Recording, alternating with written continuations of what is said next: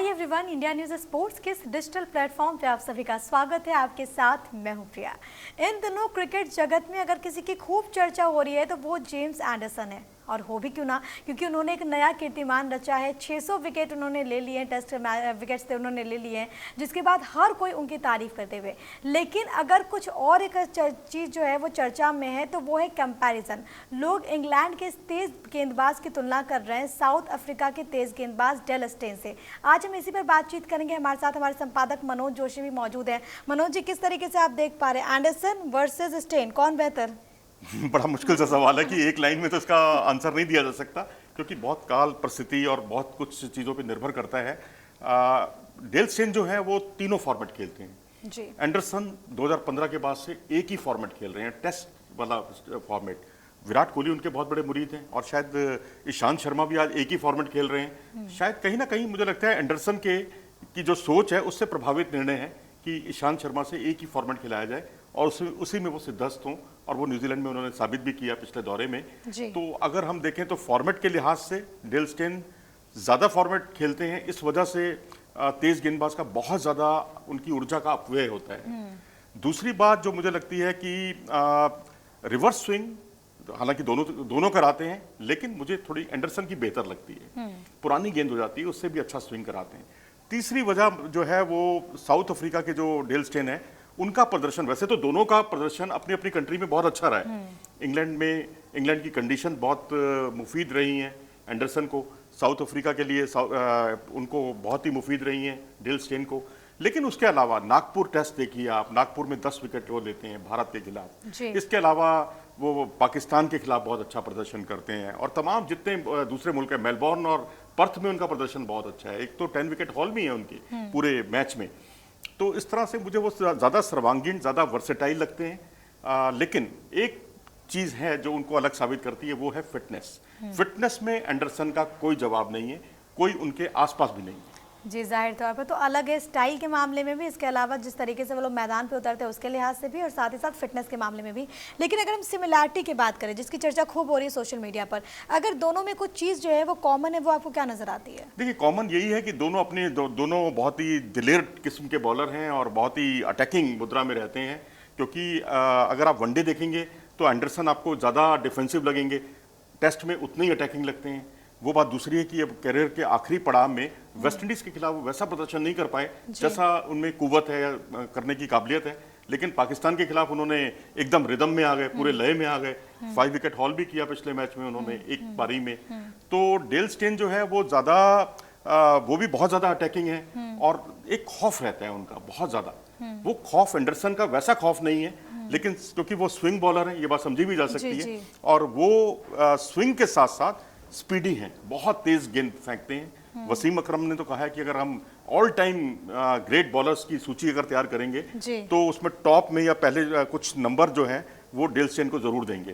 तो वही, इससे कोई महत्व एंडरसन का कम नहीं हो जाता, क्योंकि एंडरसन ऐसे स्विंग बॉलर हैं, सीम मूवमेंट उनकी कब पड़ती है, कब बॉल अंदर की तरफ आती है पता ही नहीं चलता। बल्लेबाज दिखता रह जाता है, भुचक्का सा हो जाता है। तो ये चीज उनको अलग साबित करती है। फिटनेस वाली चीज कि इतने लंबे समय तक अपने, दुनिया में कोई फास्ट बॉलर ऐसा नहीं है जिसने इतनी गेंदें फेंकी हो जितनी की एंडरसन ने फेंकी है। तो ये उनको काफी कुछ अलग साबित करता है। यानी कि दोनों अपनी अपनी जगह पे बेस्ट है, बेहतर है। और आपने क्योंकि अभी पाकिस्तान का जिक्र किया, मैं पाकिस्तान से मोहम्मद आमिर को भी ले आती हूँ इसमें चर्चा में, क्योंकि उनकी भी बहुत ज्यादा तुलना हो रही है एंडरसन के साथ।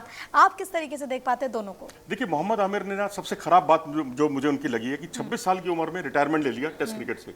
26 साल की उम्र होती है एकदम पीक पे पहुंचने की, और इतनी जल्दी और आपके पास काउंटी क्रिकेट खेलने के लिए टाइम है। वहां पर आप 4 दिन के मैच भी खेल रहे हैं, लेकिन अपनी कंट्री में आपको, कंट्री ने बहुत कुछ आपको दिया है, वो आप नहीं खेल पा रहे।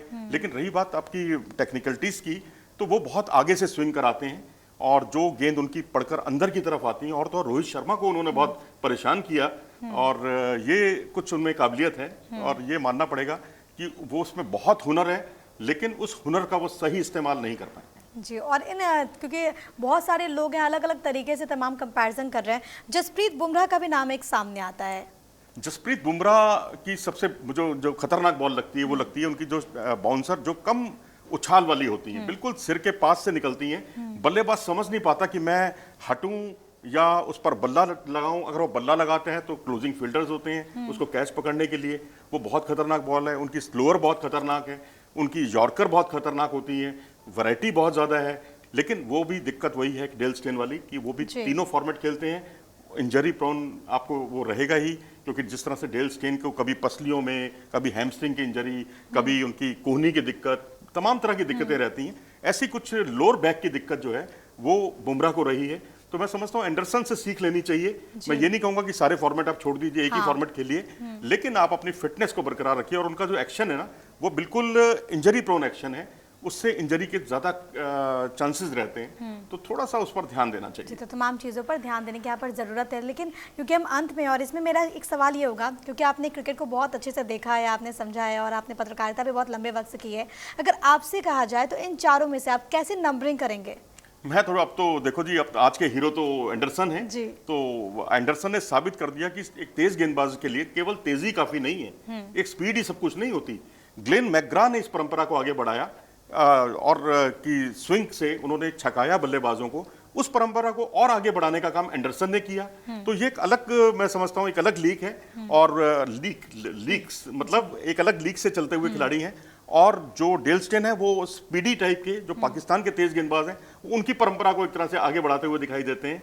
तो दोनों में वैसे तुलना करना बहुत ज्यादा मुनासिब नहीं होगा, अपनी अपनी जगह पर है। लेकिन क्योंकि ये एक फॉर्मेट खेलते हैं, लंबे समय तक फिटनेस बना के रखी है और शीर्ष पर हैं, 600 विकेट चटकाए हैं उन्होंने, तो इस लिहाज से मैं उनको नंबर 1 कहूंगा, नंबर 2 पे डेल स्टेन को कहूंगा। और बाकी तो मोहम्मद आमिर अपनी जगह पर हैं और बुमराह अपनी जगह पर हैं। और बुमराह, इनका भी करियर बहुत बड़ा है, खासकर बुमराह का अभी तो शुरुआत ही है। 3-4 साल का करियर कोई बहुत ज्यादा बड़ा करियर नहीं होता। जी। लेकिन इनसे तुलना तो नहीं, लेकिन ये है इनसे सीख ले सकते हैं ये दोनों खिलाड़ी। जी, तो तुलना तो नहीं, लेकिन सीख लेना यहाँ पर बहुत ज़्यादा इंपॉर्टेंट है। और मुझे लगता है कि सीखने की कोई उम्र नहीं होती, आप कभी भी लोगों से कुछ भी सीख सकते हैं, अपने साथ के लोगों से। आप इसको लेकर क्या कुछ सोचते हैं, वीडियो पर कमेंट करके हमें ज़रूर बताइए।